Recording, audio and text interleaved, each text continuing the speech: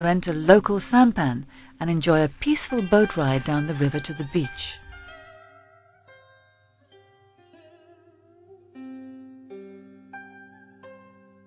Nha Trang. Nha Trang is one of Vietnam's most pleasant beach resorts. Just a 45-minute flight from Ho Chi Minh City, Nha Trang is renowned for its pristine palm tree-lined beachfront. The gentle waters of Nha Trang Bay make for enjoyable swimming, and numerous islands nearby are ideal for snorkeling and scuba diving. Nha Trang has numerous other sites, not least an attractive city centre of French colonial buildings and small shops.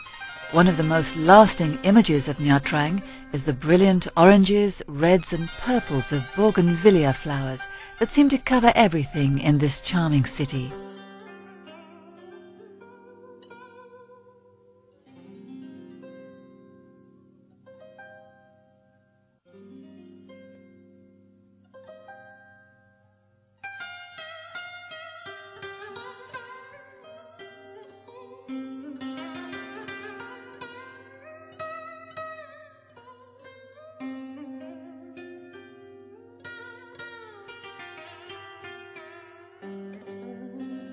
Ho Chi Minh City.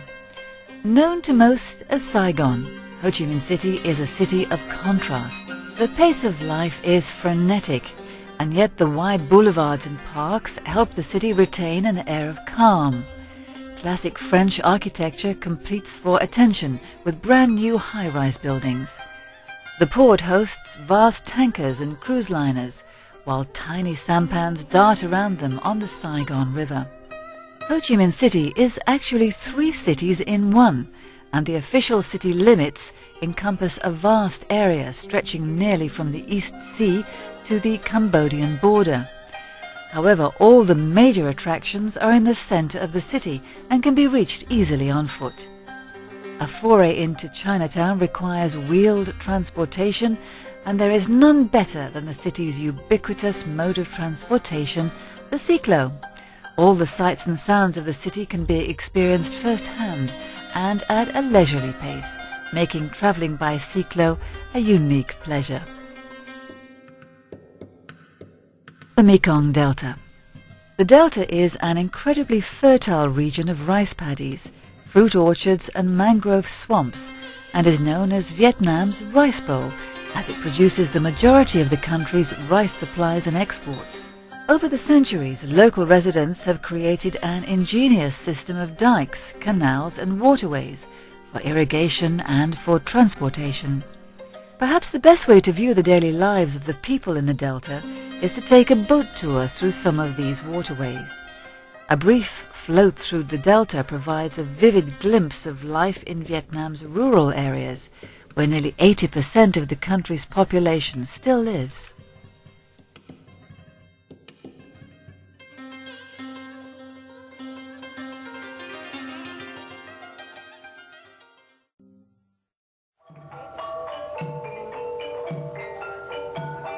Laos. Like its neighbours in Indochina, Laos spent much of the last half of the 20th century hidden from the gaze of the outside world.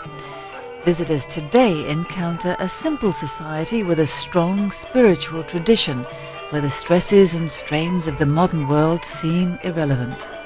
Many travellers bemoan the loss of Asia in the old days, but it can still be found in Laos.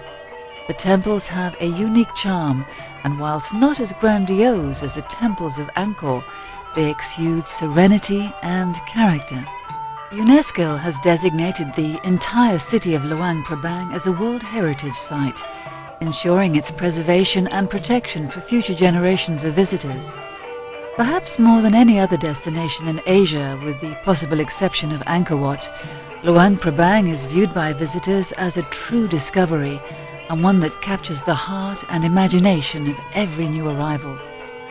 The city was once the capital of the expansive Lana Kingdom, which covered large areas of northern Thailand, southern China and all of Laos. Remnants of royal heritage remain in the royal palace, which is now the National Museum. The wooden temples of Luang Prabang are amongst the most delightful in Asia, with roofs that sweep in majestic curves almost to the floor. As elsewhere in Laos, however, it is not so much the buildings but the attitudes and atmosphere which delight visitors.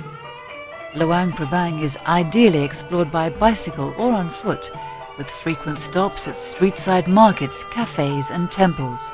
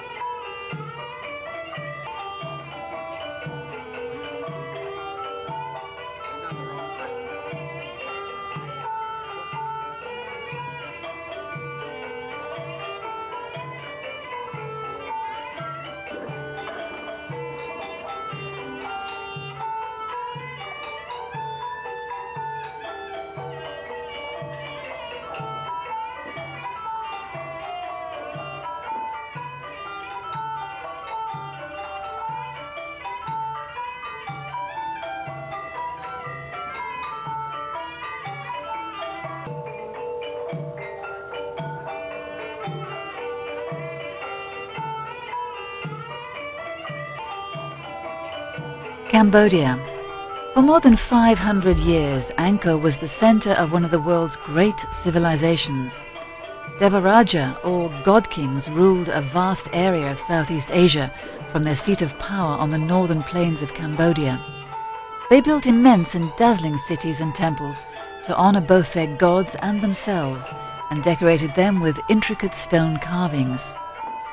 At its height, it is thought that up to 1 million people lived in and around the temples. But as with all empires before and since the Khmers, the mighty civilization slowly crumbled. In 1351, the Thais sacked the city, and again in 1431, when the entire population, including the royal court, moved to Phnom Penh. Once abandoned, the jungle quickly reclaimed the temples, and they remained lost to the outside world until their rediscovery in 1860 by the French explorer Henri Mahout. Cambodia has suffered beyond imagination in the last 50 years. War and genocide have left deep scars on the country and its people, but visitors are surprised and charmed by the optimism, warmth and generosity of the Cambodian people.